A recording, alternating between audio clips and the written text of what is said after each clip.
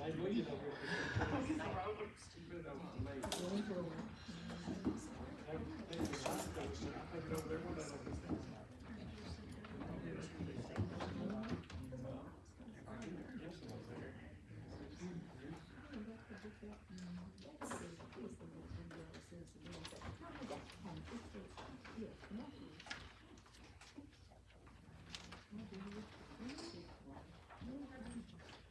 We have already called our meeting to order and moved into our executive session. At this time, we are reconvening from that meeting, from our executive session, and moving forward with our regular business meeting.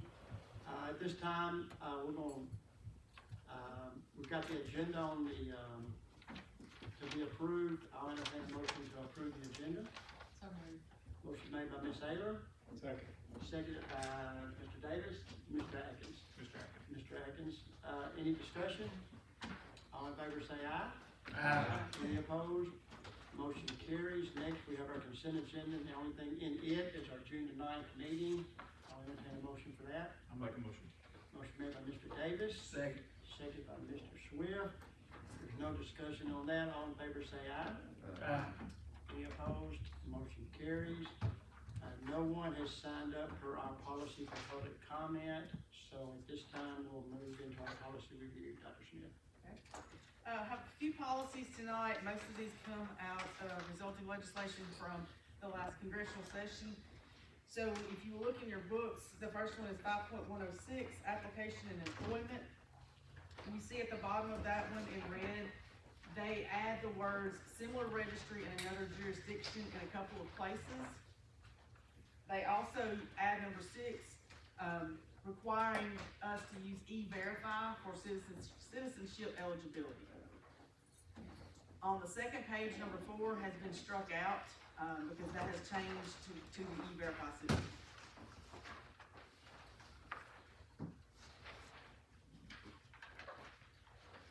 All right, the next one is sick leave, 5.302. This one, along with the one behind it, are gonna work hand in hand. So the legislation has changed where in the past, our professional personnel earned a day a month for professional personnel earned a day of sick leave per month. That has been changed, and it is now for a 10-month contract, they earn 8 days, 11 earn 9, and 12 earn 10. You may be asking, where are the other days going? And that's going to be in the second policy that we're going to look at. But this policy changes those specifically for professional personnel sick leave. And on the second page of that, it takes out sick leave for maternity because that is covered in the paid parental leave policy. So they're taking that out of the sick leave policy and it's going to be moved, it's in the actual paid parental leave policy. So if you go to the second one, 5.303, personal and professional leave, this is where the other days come into play. In the past, they earned 1 day per semester for a total of 2 per year of personal and professional leave. They have now moved that to 4 days per year. So it's the same number of days, you still get the 8 and 4, etc., except they've lowered the number of sick days and increased the number of personal and professional days. So these two policies pretty much work hand in hand. Any questions on either of those?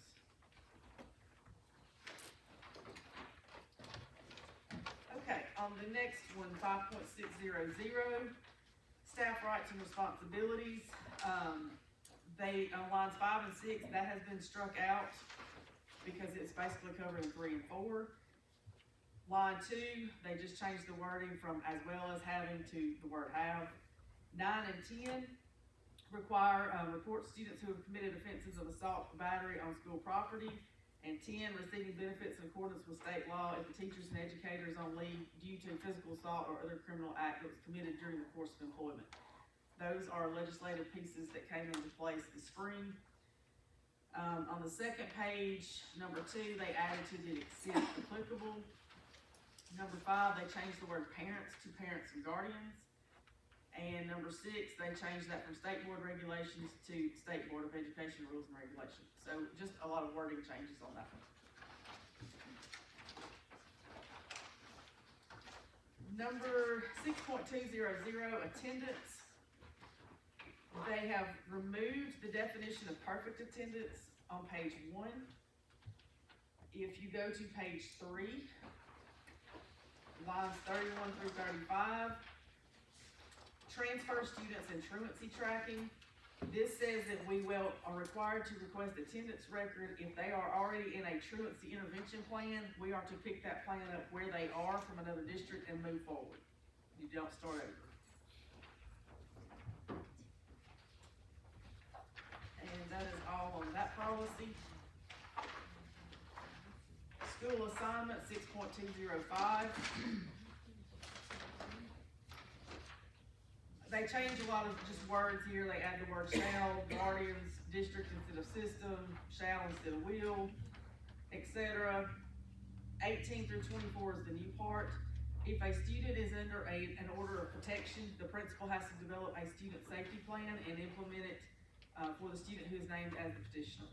Has to be done in 5 days, has to be a plan developed, and there's an implementation process. 6.303, questioning students and searches. This is one that TSBA fought really hard for. If you remember the session before last with legislation, basically it had to be a school administrator only that could do a search that had been trained. They have gone back this year and amended that to include school employees who have been designated. They still have to have the same training, but now it's opened it up to a few more options there for people who can do the search. And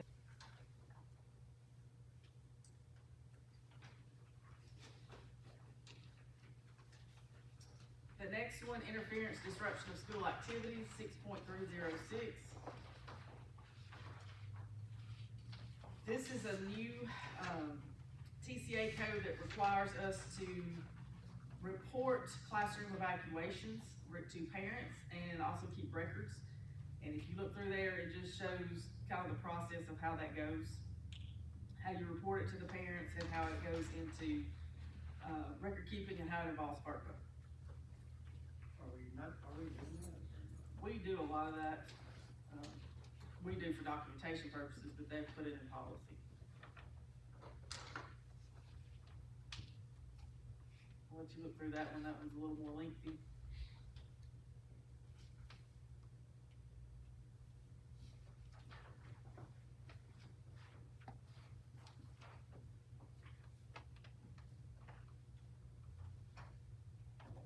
Any questions on that one? So you have until the end of the day to notify? Yes.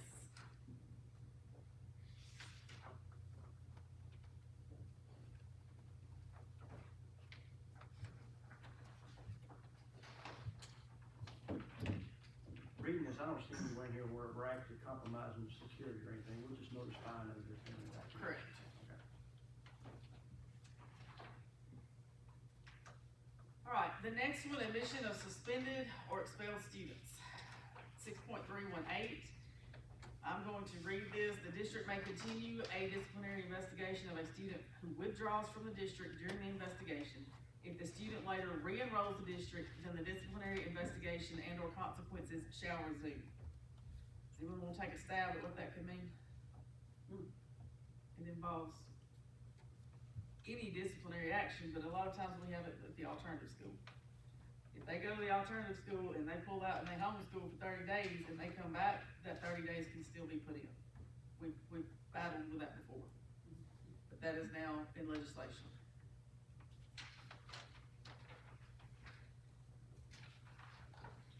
All right, the next one, 6.4053.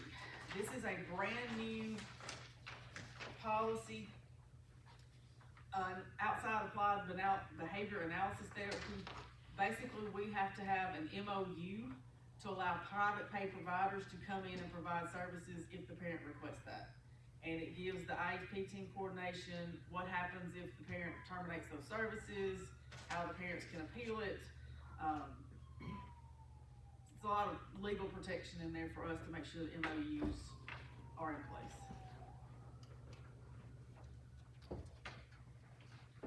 The next one, emergency allergy response plan, 6.412. now requires us to have, maintain at least two, epinephrine in 2 unlocked secure locations on each campus, is what it amounts to.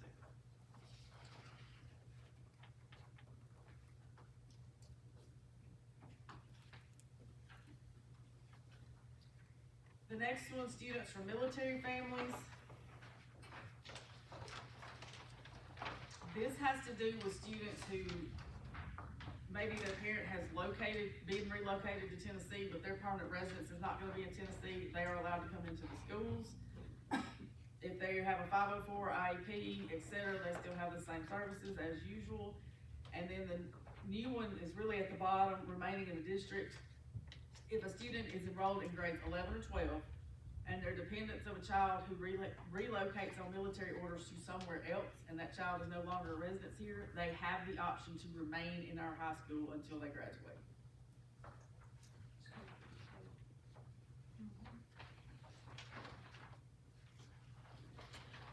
And all of these are TSBA model policies. Okay.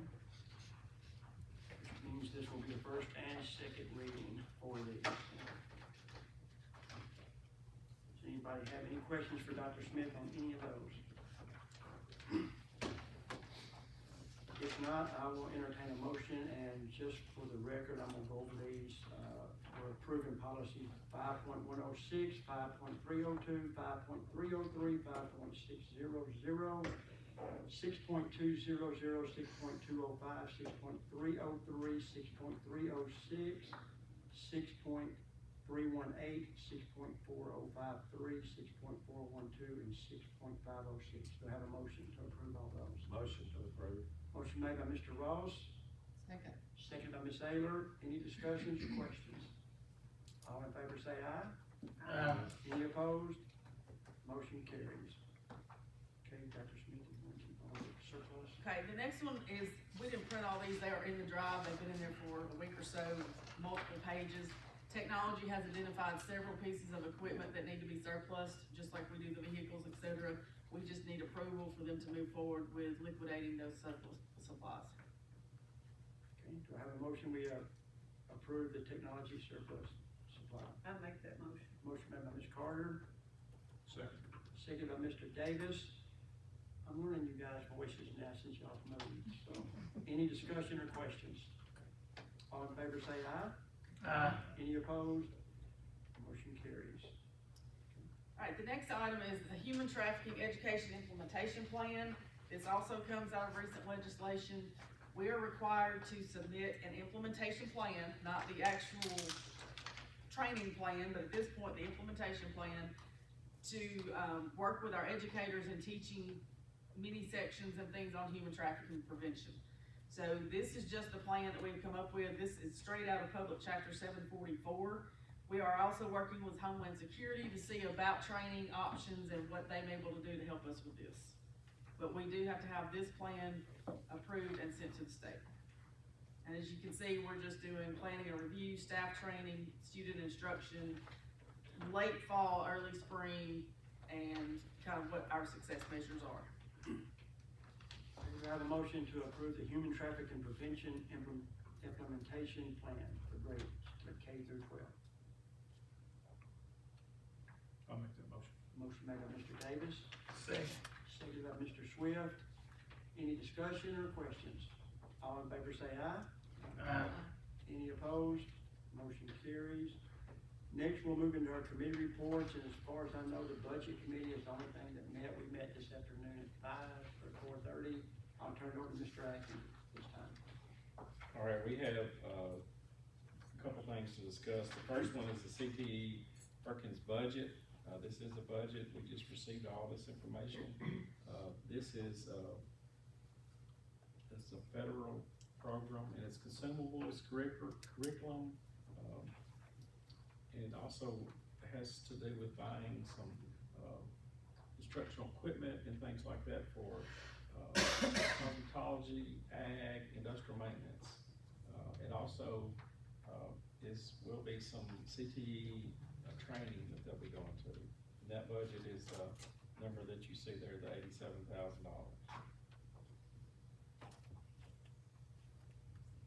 Is there any questions on this one? All right, the next two kind of work hand in hand. The first one is the state, and this is for current employees, of the Whiteville School. And it, deals with teacher retention, and, administration. It also has instructional coaches included in that, in this particular budget. So, that one is the $136,000,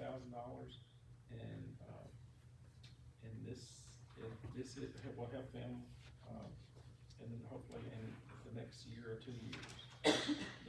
And again, this is for current employees. The second one, if you'll turn to it, is the TAG 6.0. This, has to do with, potential or new, staff. It's the federal piece of the program. And it also, we are paying teachers that have moved or will move to Whiteville a bonus, and that's included here. Instructional coaches, will be included in this. After hours, there's a program that they will have, and after hours, it's included here. It also includes we have to have a group, a consulting group that has to come in and help during this program.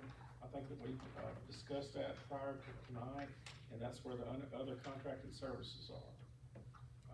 I think I've hit the highlights on all those. Any questions about any of these numbers? Okay, and all three of these are new budgets. So you've got your first one, which is the CT Perkins budget, and then you've got your SIG 3.0, and then your TAG, SIG 3.0, yes, and the TAG 6.0. So what kind of questions y'all have? If there's not any questions, that comes as a recommendation from the Budget Committee. Okay, thank you, Mr. Atkins. Do I have a second on the recommendation from the Budget Committee? I make that motion. Motion made by Ms. Carter. I know it's been asked, but is there any more questions? All in favor say aye. Any opposed? Hearing none, motion is approved. At this time, I'll turn the meeting over to Dr. Smith and her director's report. This is the evaluation. Sorry? This is the evaluation. Oh, I'm sorry. So is that, you can take that? Yeah. I'm sorry. That's fine. Before the last meeting, or at the last meeting, the evaluation committee met, wanting, the way the results were presented in a different format. So we had that done, and in the interest of full transparency, everybody on board was presented with the one that Jennifer Craig gave us, and then the one that, we had out of Google, and we came up with all of the results. Vision was 83.30, student achievement 82.20, board relationships 84.40, community relationships 80, staff 77.70, facilities 93.3, administrators 100%, for an overall evaluation of 91.74%.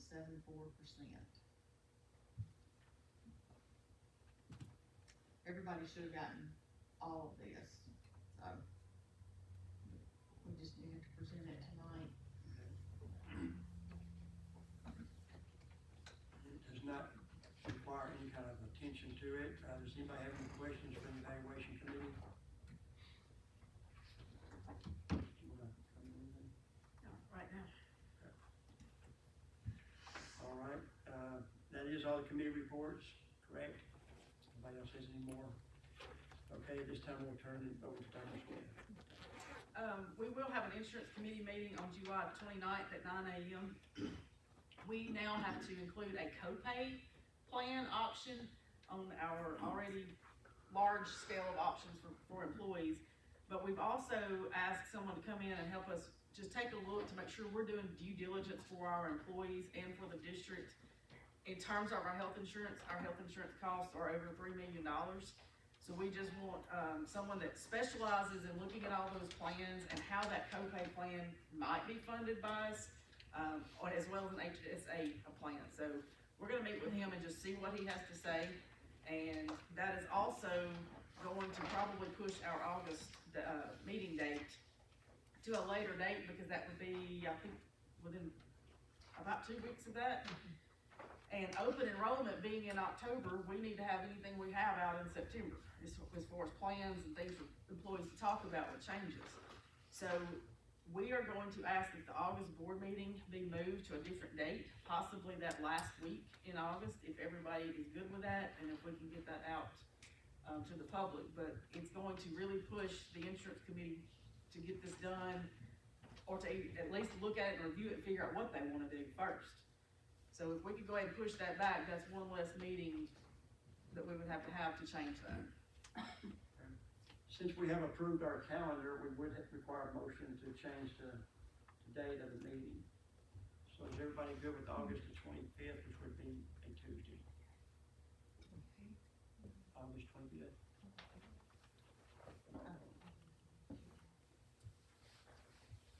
I would not be here that day. I would be out of the country. Cause Anybody else? one man don't stop no show. That's what I heard. They may not let me back in. Everybody good with that? I know I've been there. I'll go ahead and make the motion. We move the, August board meeting to August the 26th, remain at 5:30. 25th, I'm sorry, 25th, it will be at 5:30, as all of our board meetings are. Do I have a second? Second by Ms. Ayler. Any discussion on that? All in favor say aye. Any opposed? Motion carries. All right, I do have some new EOC and TCAP data to present. And the first one, this is district level, that's all that is not embargoed right now. School and student level scores are still embargoed, but we do have district that has been reported. And we are really liking these greens that we continue to get every year. This is this past year's numbers, and as you can see, we had academic achievement growth in every area except English 1. So that is huge. We're super excited about this. We know it takes the work in those classrooms every single day.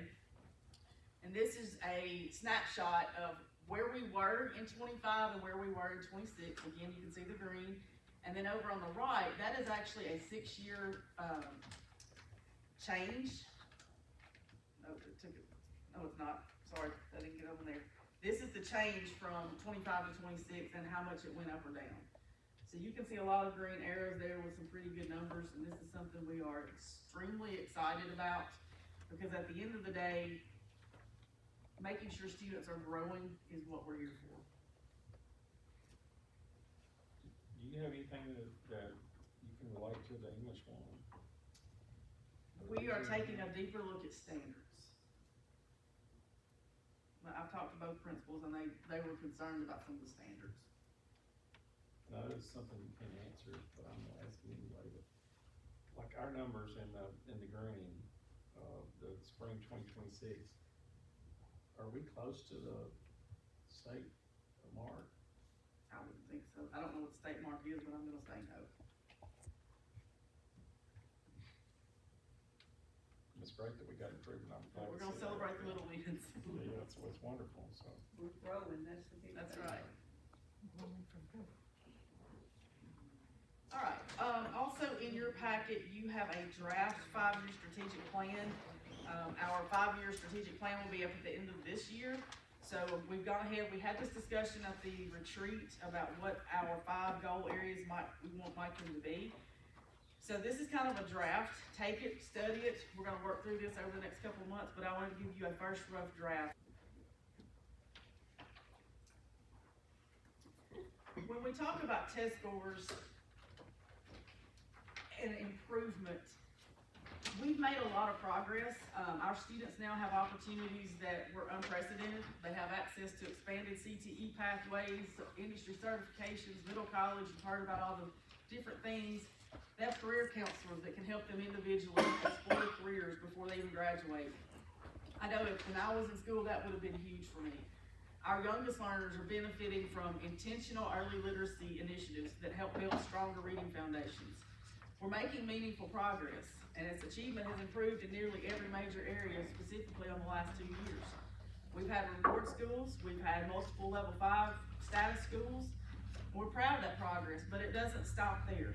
True educators and effective leaders never stop learning, and we don't intend to stop learning ourselves. We don't want to reach a point where we think the work is finished. There's always opportunities to improve, and we want to embrace that because our students deserve nothing less. It can be difficult to accept hearing that the hard work of the district gets dismissed and minimized sometimes, and that the progress we have made did not happen because of one person. It happened because of an entire team committing themselves to our students every single day.